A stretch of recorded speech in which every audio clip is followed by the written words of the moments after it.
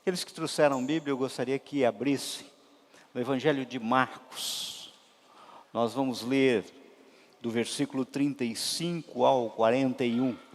Você que acompanha na tua casa, pela internet.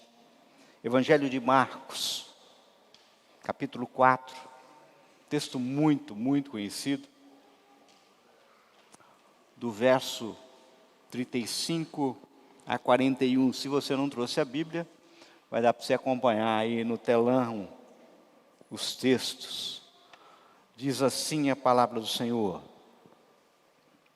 Naquele dia, ao anoitecer, disse ele aos seus discípulos: vamos atravessar para o outro lado. Deixando a multidão, eles o levaram no barco, assim como estava. Outros barcos também o acompanhavam. Levantou-se um forte vendaval e as ondas se lançavam sobre o barco, de forma que este foi se enchendo de água. Jesus estava na popa, dormindo com a cabeça sobre um travesseiro. Os discípulos o acordaram e clamaram: Mestre, não te importas que morramos? Ele se levantou, repreendeu o vento e disse ao mar: aquieta-se, acalma-se. O vento se aquietou e fez-se completa bonança. Então, perguntou aos seus discípulos: por que vocês estão com tanto medo? Ainda não têm fé? Eles estavam apavorados e perguntavam uns aos outros: quem é este que até o vento e o mar lhe obedecem? Só até aqui. Vamos orar? Pai, fala ao nosso coração, Senhor. Que as palavras que saiam dos meus lábios não venham como palavra de persuasão, humana, mas palavra de poder vinda do teu trono, Pai. Nem eu suportaria palavra de persuasão humana. Então fala conosco, Senhor meu Pai, de forma sobrenatural. Nós queremos proclamar a liberdade plena, genuína do teu Santo Espírito entre nós. Nós oramos em nome de Jesus. Amém? Queridos, esta mesma passagem que lemos no Evangelho de Marcos, ela possui textos paralelos nos Evangelhos de Mateus 8, 23 a 26, e no Evangelho de Lucas também, no mesmo capítulo 8, versos 22 a 25. Eu já falei com vocês diversas vezes sobre esse mesmo texto, riquíssimo. Lembro-me que a última oportunidade que falei, dentre outras coisas, de forma muito especial, a respeito da tempestade, dos vendavais, dos temporais que os discípulos enfrentaram, abordando que, eu abordei na época que existia não só a tempestade externa, que nós vimos no texto, de forma física, e de fato acontecia, mas que havia também uma tempestade instalada internamente. E havia duas coisas que incomodavam os discípulos. Eu falei que a primeira coisa que incomoda os discípulos é o fato de como conciliar tempestade com a presença de Jesus. O fato de Jesus estar conosco não nos poupa das tempestades. A gente sabe muito bem que o Senhor era com Sadraque, Mesade e Abednego e eles foram lançados na fornalha. Ou seja, ser cristão não é viver num mar de rosas, numa estufa espiritual. O céu não é aqui, acho que todos já sabem disso. Um crente que anda com Jesus, com certeza enfrentará algumas tempestades na vida. Eu não sei qual que você está enfrentando hoje. É estranho, Jesus passara todo aquele dia ensinando os discípulos as parábolas do reino, mas agora viria uma lição prática e Jesus sabia da tempestade e a mesma tempestade ajudou os discípulos a entenderem que podemos confiar em Jesus nas tempestades da vida. Nessa mesma semana, eu publiquei na rede social da igreja uma frase creditada a John Piper, baseada justamente em Marcos 4,39, que diz assim: não existe vento, tempestade, furacão ou tornado que não obedeça quando Jesus diz: aquieta-te. E é a mais pura verdade essa frase. E enche qualquer cristão de conforto quando a gente ouve isso. Agora, a segunda coisa que incomodava os discípulos, provavelmente, era o fato de ter que conciliar a tempestade com o sono de Jesus. Talvez o maior drama dos discípulos não foi a tempestade, mas o fato de Jesus estar dormindo durante a tempestade. A tempestade interna, a tempestade na mente, no coração dos discípulos, esse era um drama a ser enfrentado. Na hora da maior aperto dos discípulos, Jesus estava dormindo. E às vezes é justamente assim. Temos a sensação de que Deus está dormindo na hora que a gente está apertado com as tempestades da vida. Aquele que não dormita, não dorme, às vezes parece que não está atento aos nossos dramas. Sabe, isso gera uma grande angústia na nossa alma. Quantas e quantas vezes eu já orei e parece que Deus não respondeu? Ou é só comigo que acontece isso? Sabe, eu já orei, mas parece que Deus não está ouvindo. Agora, hoje, eu gostaria de caminhar mais além e tentar extrair do texto algo a mais para a nossa reflexão, algo, digamos assim, um pouquinho mais provocativo, algo que provoca o meu coração, tem provocado o meu coração. Sabe, eu recordo de uma cena especial, não sei se vocês já assistiram aqui, um filme chamado Todo-Poderoso. O Todo-Poderoso 2, ele é estrelado por um ator que faz o papel de Deus, Morgan Freeman. E ele está numa ocasião dentro de uma lanchonete, se passando por um garçom. E daí tem uma moça naquele momento que na realidade é a esposa daquele que é conhecido como Noé de Nova York. Tá? Se vocês procurarem, vocês vão achar lá no Netflix ou vai achar no YouTube. E daí ela pergunta assim: tá tudo bem com você? E ela fala: não está tudo bem. E ela então aborda a crise que ela estava vivendo dentro do casamento e que não sabia como lidar com a situação, ou seja, com essa situação do marido que parecia inclusive louco, sabe? E daí ele aponta que aquela história de Noé era uma história de amor. E ele apresenta como sendo, na realidade, uma grande oportunidade. E ele lança, naquele momento, um questionamento fantástico, fantástico. Ele fala para a moça assim: se alguém orar pedindo paciência, acha que Deus dará paciência ou Deus dará a oportunidade de ser paciente? Se pedirmos coragem, Deus nos dá coragem ou oportunidade para sermos corajosos. Se alguém pede que a família seja mais unida, acha que Deus une a família com amor e alegria ou dá a oportunidade deles se amarem?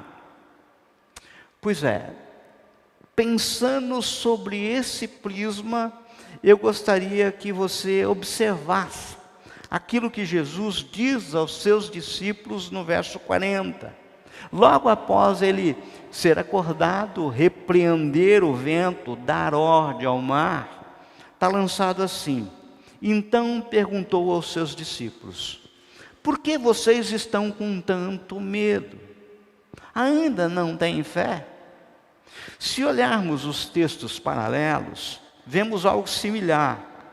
O texto que está lá em Mateus 8, por exemplo, nos aponta que Jesus, em primeiro lugar, antes mesmo de aquietar o vento, dirige essa pergunta aos discípulos. Diz assim, ele perguntou: por que vocês estão com tanto medo, homens de pequena fé? Então ele se levantou e repreendeu os ventos e o mar, e fez-se completa bonança.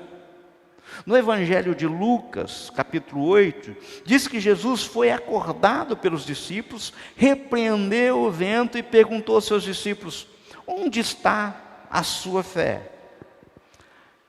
Eu estou provocando hoje ao meu coração, a minha mente. Pensem comigo. Me parece que Jesus, de certa forma, deu aqui um pito nos seus discípulos. Ou eu estou enganado quando eu faço a leitura dessa palavra de Jesus? É lógico que não temos aqui a mesma reação de Jesus, retratada, por exemplo, lá em Marcos 9,19. Lá no texto de Marcos 9, nós temos retratado ali o Monte da Transfiguração. E você sabe que no momento do monte, que estava no Monte da Transfiguração com alguns dos discípulos, compareceu um homem com o seu filho para os seus discípulos, para os discípulos cuidarem dele. E eles não conseguiram.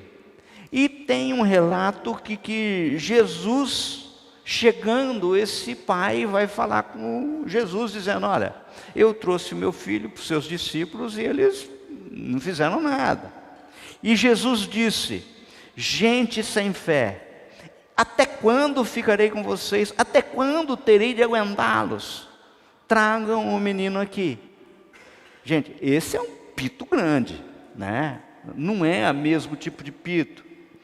Mas não parece que temos aqui retratado uma espécie de decepção por parte de Jesus? Acompanhe comigo, ele não reclama de ser acordado. O texto não revela que ele acorda de mau humor. Ele acode os seus discípulos em seu medo, mas Jesus fala: por que vocês estão com medo, homens de pequena fé? Eu sei que você vai poder falar para mim assim, que Deus não se decepciona, porque Ele não alimenta nenhuma expectativa, porque Ele, sendo onisciente, Ele sabe de tudo, sabe? Mas convenhamos, me parece que o texto nos mostra que o desfecho poderia ser diferente se não acordar Jesus. A pergunta é: os discípulos tinham realmente que acordar Jesus? Pensem comigo, o texto fala que os discípulos acordaram Jesus, Jesus repreendeu o vento e o mar, mas e se eles não tivessem acordado Jesus? O barco ia afundar, gente? O barco ia afundar? Porque estavam com medo disso. O barco ia afundar? Dentro do barco estava dormindo o Filho de Deus. Dentro do barco estava aquele que é Deus, aquele que criou todas as coisas, inclusive o mar e o vento. Pois a palavra diz que nele foram criadas todas as coisas nos céus e na terra, as visíveis, as invisíveis, sejam tronos ou dominações, sejam governos ou poderes, tudo foi criado por ele e para ele. Colossenses 1,16. O barco ia afundar, gente? Pensa bem. Onde eu estou querendo chegar? No domingo passado, eu estava prestando atenção quando o Paulo pregava e dizia de forma clara que a carta de Paulo aos Colossenses podia ser dividida em duas partes. No capítulo 1 e capítulo 2, nos traz a parte doutrinária. E o capítulo 3 e o capítulo 4, 3 inclusive que ele abordou, a parte prática. E, ao que parece, temos justamente certa dificuldade de transpor as verdades doutrinárias para a prática. Ou seja, é na prática que o bicho pega. Sabe? Em transformar aquilo que a gente conhece enquanto doutrina em prática de vida. Gente, fala a verdade. Quantas vezes, para não resolver algo, nós criamos uma comissão, marcamos uma reunião, Ou para parecer mais crente, dizemos inclusive que vamos orar sobre o assunto. Ou eu estou enganado? Eu já vi isso muito acontecer. Sabe? Deixa eu deixar uma coisa bem clara aqui, inclusive porque isso está na mídia social, né? E muitas vezes as pessoas pegam uma coisa fora do contexto e falam, opa, tá? Deixa eu deixar uma coisa bem clara aqui. Eu não estou falando aqui que não precisamos orar. Que orar não é bom. Muito pelo contrário. O que eu estou falando é que muitas vezes oramos para obter respostas sobre coisas que já está suficientemente claro na Bíblia. Não entendemos é o que estamos com dificuldade de praticar aquilo que está claro. É lógico que existem casos e casos. Por isso que o exemplo que eu vou dar agora aqui, a gente tem que separar bem. Pelo que eu não quero generalizar. Mas eu não preciso orar para saber o que Deus pensa a respeito de divórcio, por exemplo. Pois a palavra de Deus na Bíblia resta apontado de forma clara em Malaquias 2,16. O Senhor Deus de Israel odeia o divórcio. Eu preciso orar para saber o que Deus pensa a respeito do divórcio. Está claro. Ele odeia o divórcio. A gente tem uma mania de todo e qualquer problema que a gente tem, a gente vai lá e apresenta o problema para Jesus. Nós não percebemos que muitas vezes é justamente Ele, Jesus, quem apresenta o problema para nós resolvermos. Não para Ele resolver. É assim, ó. Você tem um irmão com dificuldade. Daí você pega o irmão e vem lá apresentar para Jesus. Mas, pensa comigo, não é Jesus que está apresentando o irmão problemático para nós tratarmos dele do mesmo jeito que Jesus trataria? Inclusive foi para isso que Ele nos deu o Espírito Santo. Para a gente ser instrumento dele. A pergunta é, será que até quando eu oro, eu não estou fazendo uma oração tipo assim, de acordar Jesus? Pense comigo, gente. Por que será que Jesus falou o que falou? Por quê? Queridos, no caso a palavra nos revela que diante da situação, os discípulos acordaram Jesus, que estava dormindo na popa, inclusive reclinado sobre um travesseiro. Tem algumas traduções que falam assim, está reclinado sobre uma almofada, não importa. Note que o texto nos revela nenhuma conversa entre os discípulos para decidir se eles deveriam ou não acordar Jesus.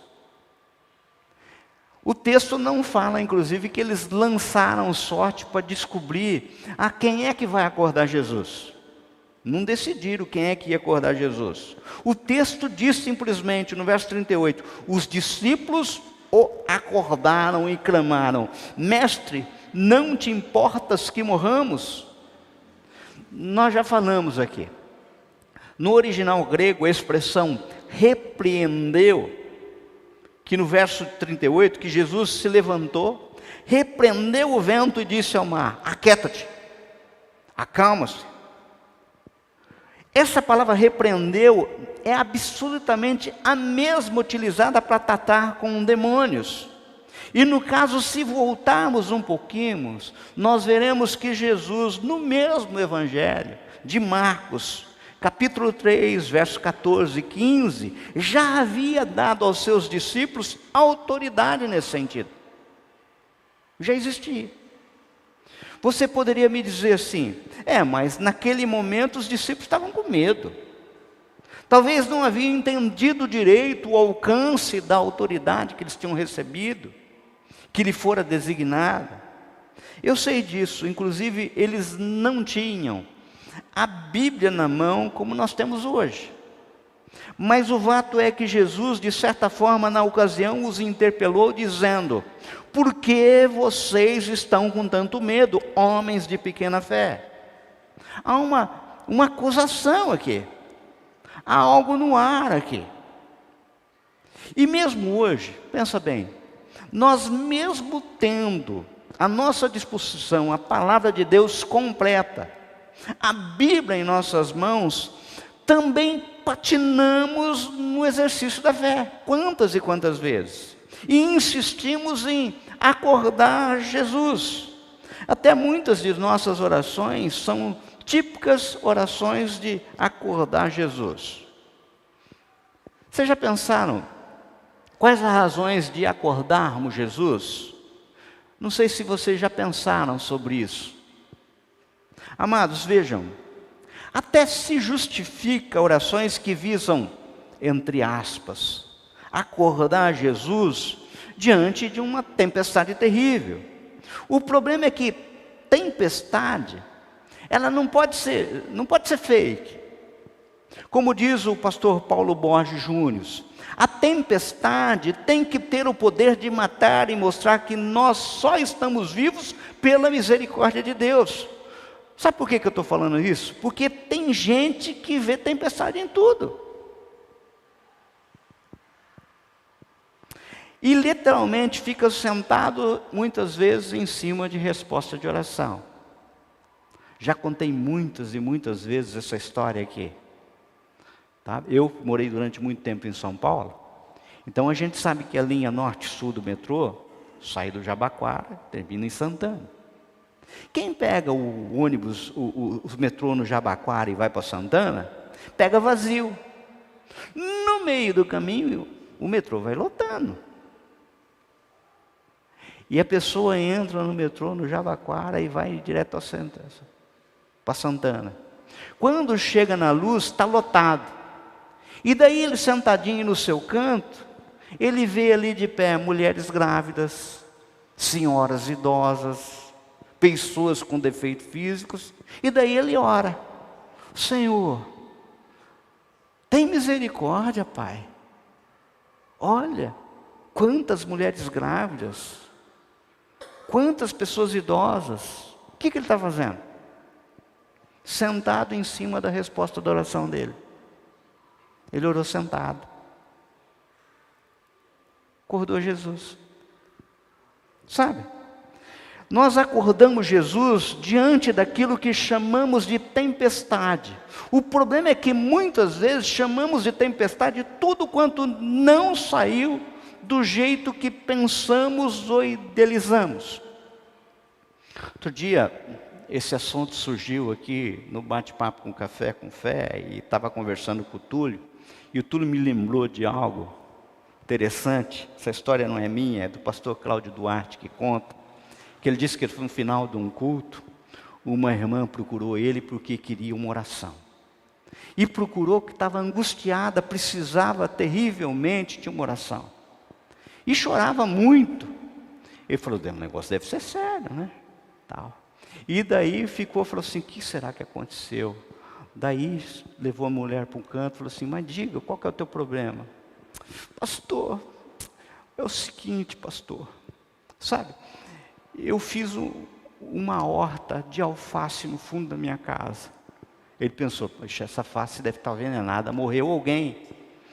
Mas conta, o que aconteceu, irmã, para que a gente possa orar? A minha vizinha tem galinha, pastor.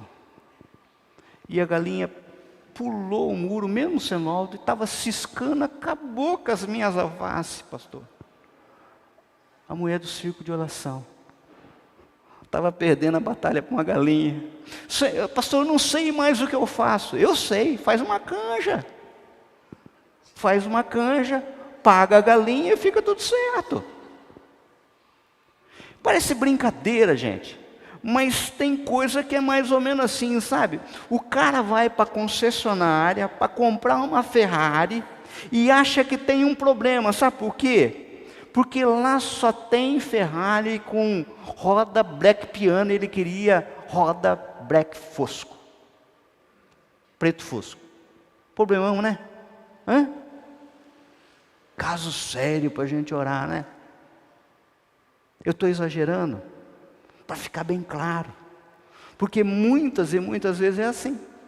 Os nossos problemas ganham volume, Vejam, queridos, eu não quero minimizar a tempestade de ninguém, mas pense bem, quantas vezes nos vitimamos com coisa que não tem nada a ver? Sabe? Pensa num problema de saúde teu. Pensou? Te faço um convite para você entrar no hospital onde existam doentes terminais de câncer, desenganados. Vai dar vergonha, não vai? Sabe, eu não estou diminuindo o problema que você tem, as tempestades. Eu estou falando pura e simplesmente que a gente tem que entender o que é as tempestades da vida. Sabe? Pense comigo, Jesus determina, passemos para outro lado. E ele estava dormindo. O que restou para os discípulos fazerem? Ou eles dormem também, ou eles dão um jeito na tempestade sem acordar o homem. Porque não tinha outra alternativa. Sabe? Será que nós muitas vezes não estamos fugindo da responsabilidade daquilo que já é colocado na nossa mão? Ele já tinha autoridade, sabe? Nós, TRTT, vamos falar com Jesus. Na realidade, o grande problema é que a gente acha que Jesus veio para resolver os nossos problemas. Quando na realidade, preste atenção, Ele veio para nos ensinar como se resolve o problema. Não estou falando que Ele não resolve. O problema é que tem muito dos problemas que o Senhor Jesus já nos ensinou como é que resolve. Sabe? Inclusive nós temos que receber o Espírito dele para nós mesmos resolver as coisas como Ele resolveria. Pois caso contrário, inclusive, fica sem sentido a afirmação de Jesus contida em João 14, 12 e 14. De que aquele que crê em Jesus faria obras ainda maiores do que a que Ele fez. E que bastaria pedir em nome dEle. Está escrito isso. É alegoria? Não, isso é uma verdade bíblica. Além do que, diante das muitas circunstâncias da vida, nós devemos entender que é Deus entrando com as oportunidades, tal qual aponta o filme e o personagem do Morgan Freeman. Eu pedi forças a Deus e Deus me deu dificuldade para fazer forte. Eu pedi sabedoria e Deus me deu problemas para resolver. Eu pedi amor de Deus e Ele me deu pessoas com problemas para ajudar. Eu pedi favores e Deus me deu oportunidades. Eu não recebi nada que pedi, mas tive tudo que precisava. A gente tem que olhar sobre esse prisma. Queridos, percebam que Jesus acorda não por causa das ondas, mas por causa do grito de desespero dos discípulos. Primeiro ele se dirige ao mar e diz: fique quieto, cala-se, acalma-se. E o mar se acalma. Em seguida, Jesus se dirige aos discípulos e diz: por que vocês têm medo? Ainda não têm fé? A impressão que se tem é que não era preciso acalmar o mar, pois de fato não havia nenhum perigo. É como quando a gente chega diante de um cachorro aparentemente bravo, que está latindo muito, do lado do seu dono.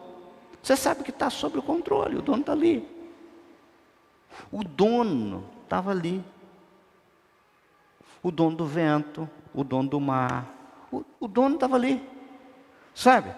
Jesus acalma o mar e diz: então vocês não têm fé? Os discípulos não sabem o que responder e se perguntam: quem é este que até o vento e o mar lhe obedecem? Jesus parece um estranho para eles. Apesar da longa convivência, não sabe direito quem ele é. Quem é esse homem?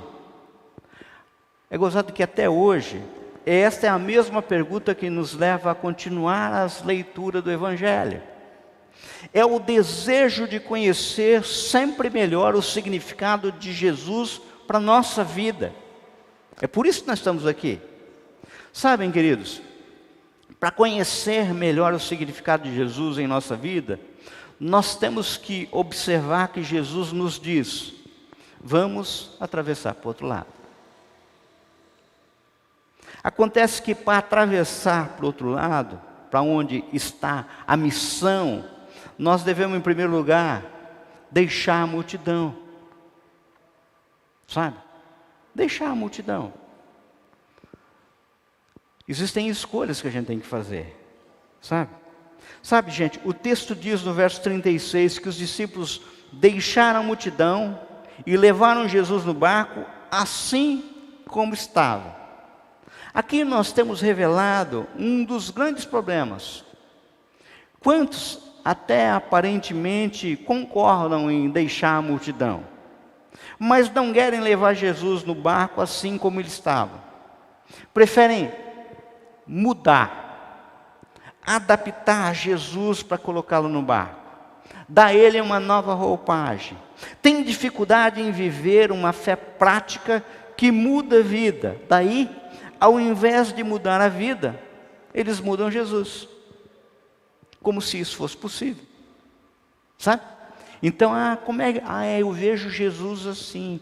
Eu vejo Jesus assim. Gente, Jesus é único. Não é o jeito que eu vejo, o jeito que você vê, é o jeito que Ele é. Sabe?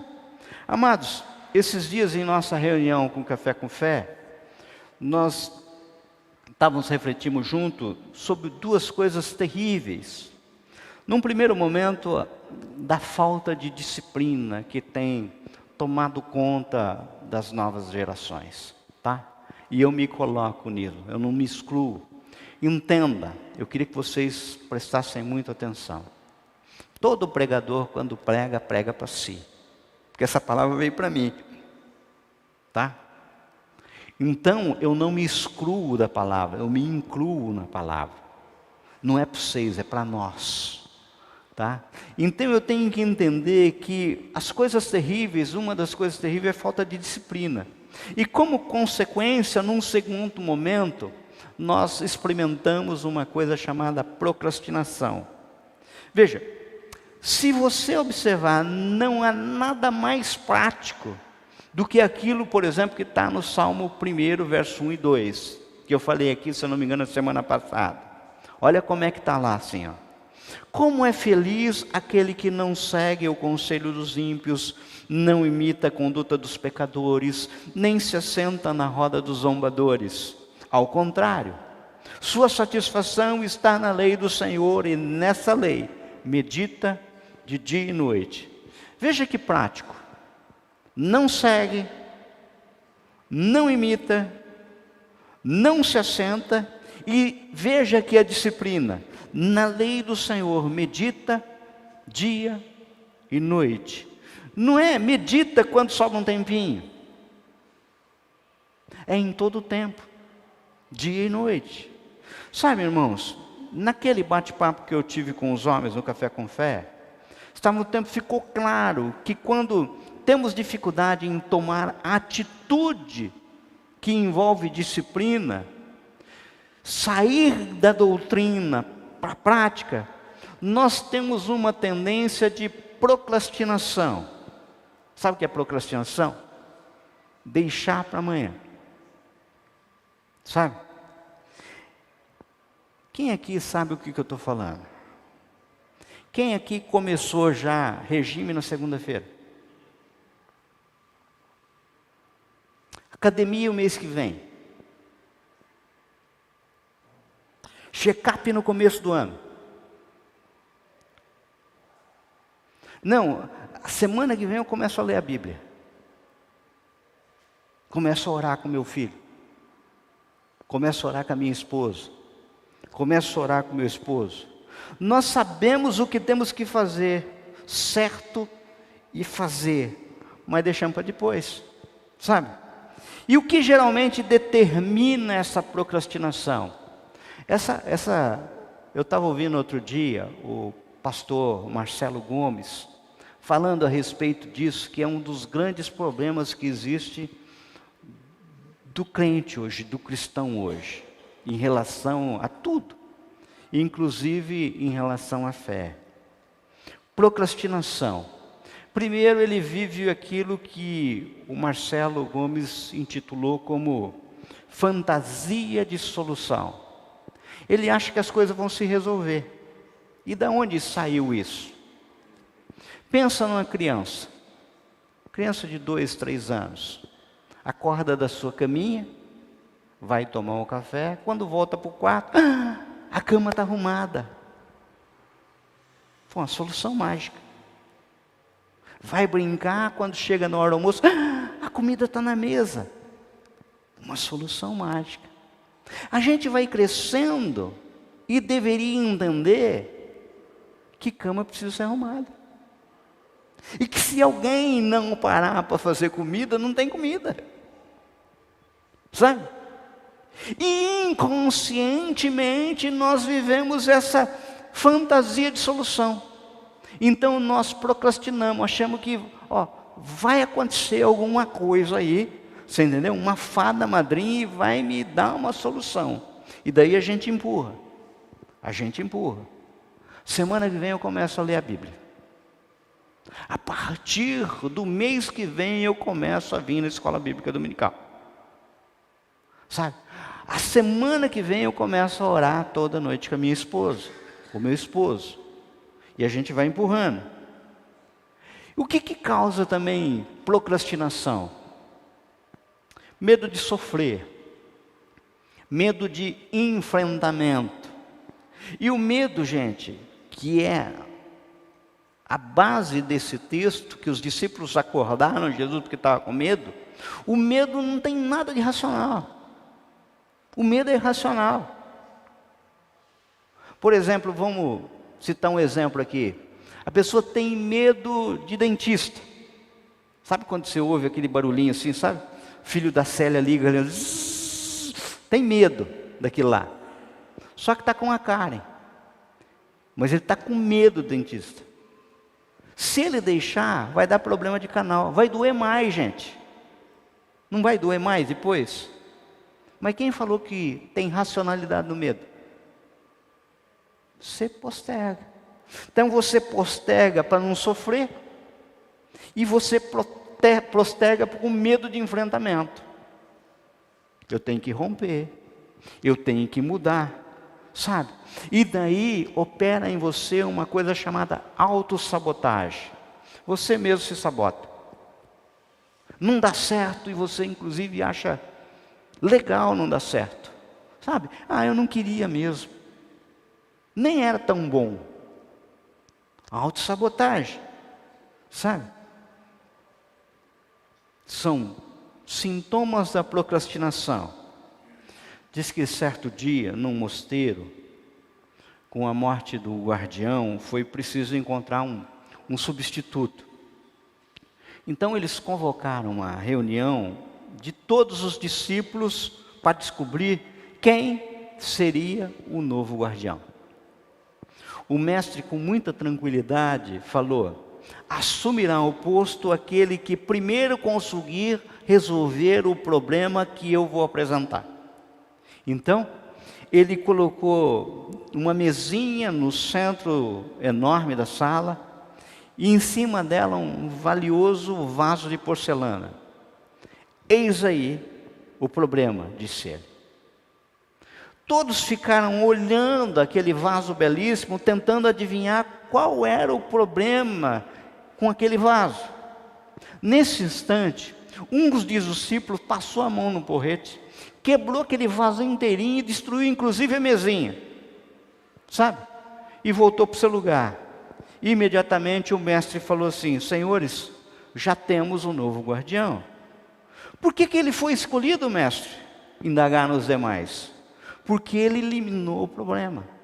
Não importa o quão caro, bonito, ou inocente e aparente apareça ser, se há um problema, precisa ser eliminado. Ou seja, existem coisas na nossa vida, sabe, que tem que ser tomado atitude. Postura. Senão a gente vive sempre na fantasia da solução. Fantasia para solução é coisa aceitável para criança, gente. Para adulto não. Sabe? Criança que levanta, vai tomar café e quando volta a cama está arrumada.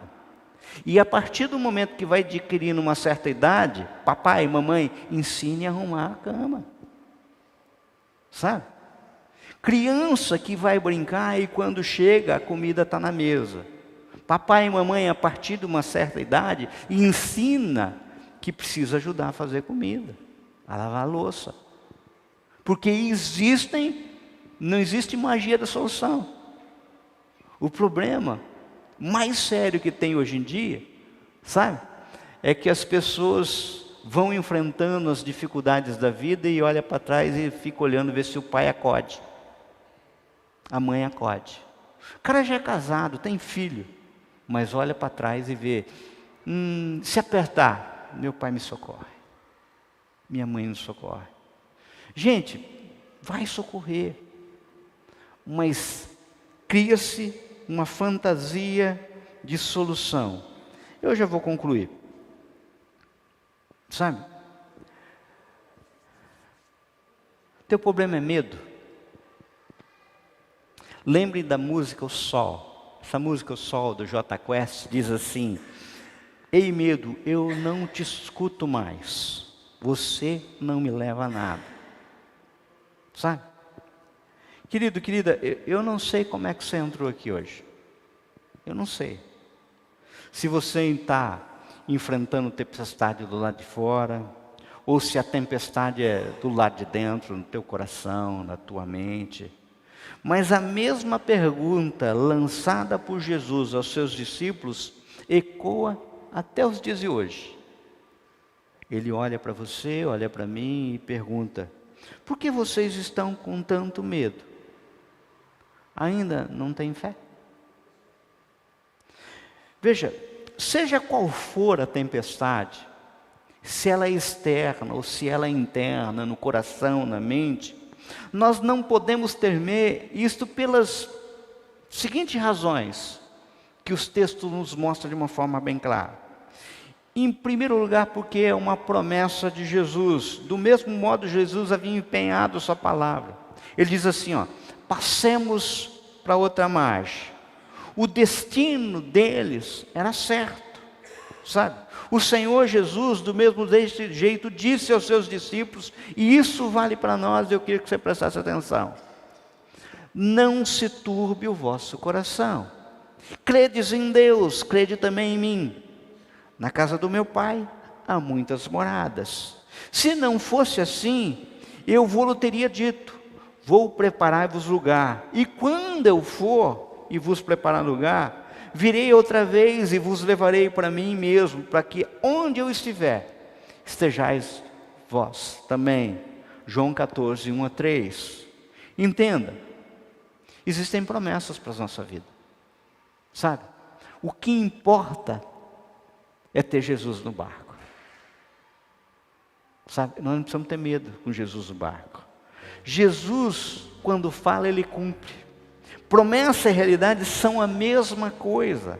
A palavra de Jesus, as promessas de Jesus não podem ser frustradas. São planos perfeitos.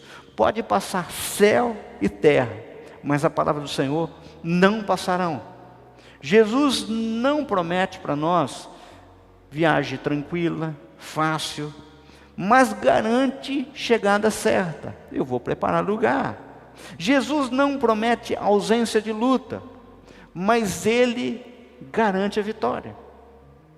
É isso que a gente tem que entender. Em segundo lugar, porque temos a presença de Jesus, e a presença de Jesus, Ele está aqui, Ele nos livra do temor. Davi diz que ainda que ele andasse pelo vale da sombra da morte, não temeria mal algum. Está lá no Salmo 23, 4. Não porque o vale seria um caminho seguro, não porque a circunstância era fácil de enfrentar, mas porque a presença de Deus era o seu amparo. Jesus disse aos seus discípulos, e isso vale para nós, vale para mim, vale para você: Eis que estou convosco todos os dias até a consumação dos séculos. Mateus 28, 20. Ou seja, Ele está no barco. Ele está junto com você. Não precisa ter medo que um barco não vai afundar. Sabe? Não vai afundar. O que você precisa? Atitude. Atitude significa o quê? Muitas vezes, dormir. Jesus estava dormindo. Se os discípulos resolvessem ir dormir também, vou imitar o mestre, ia acontecer alguma coisa, gente? O Senhor do universo no barco, ia acontecer alguma coisa? Ou então, se não é para acordar o mestre, não é para dormir com o mestre, não precisa acordar ele, faz a tua parte. Faz a tua parte. Sabe? Entenda aquilo que é o plano. Entenda, os discípulos se entregaram ao medo porque esqueceram de quem estava com eles. O Rei do céu e da terra estava no mesmo barco, e por isso o barco não podia afundar. Entenda, vou terminar. Se o Criador do vento, do mar, está conosco, não precisamos ter medo de tempestade.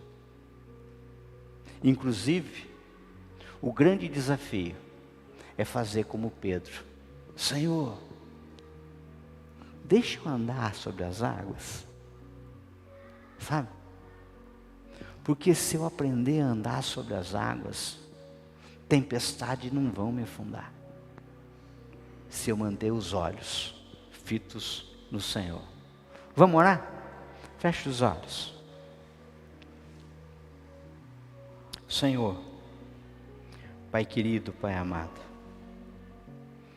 essa palavra ela é viva.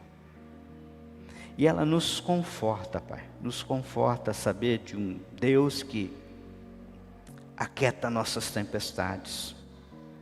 Pai, não é fácil aquilo que abordamos hoje. Pai, eu sei que o Senhor sabe das nossas limitações. O Senhor sabe dos nossos medos. O Senhor sabe dos nossos medos. Mas, Pai, que diante das tempestades da vida, Senhor, a certeza da Tua presença diante de nós seja só o que nos interessa. Mais nada.